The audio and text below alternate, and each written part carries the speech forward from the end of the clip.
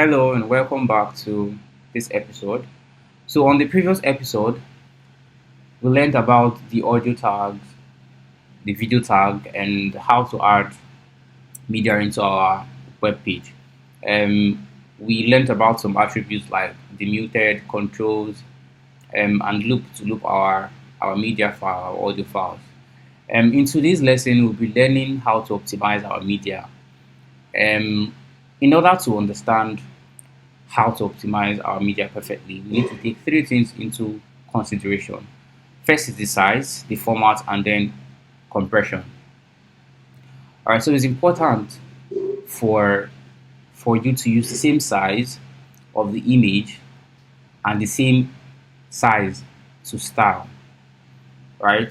Reason being that if let's say you have an image that's 1920 by 1080, and then you size it or scale it to be much smaller than this is, you're basically making your users download unnecessary data.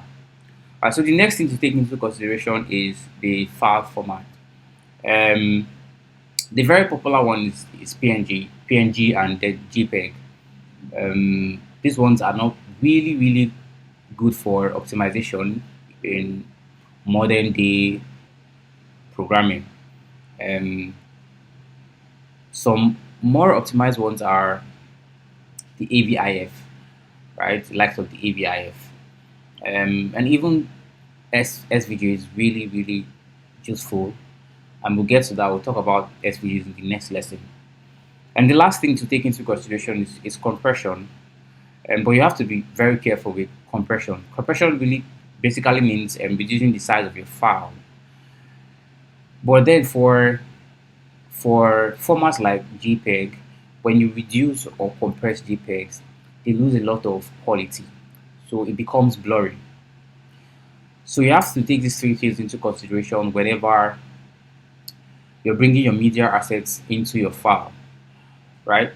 Make sure you style your image with the same style the image comes with, right? So everything becomes consistent.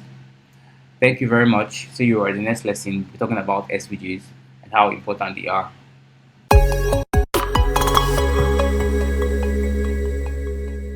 Don't forget to like and subscribe.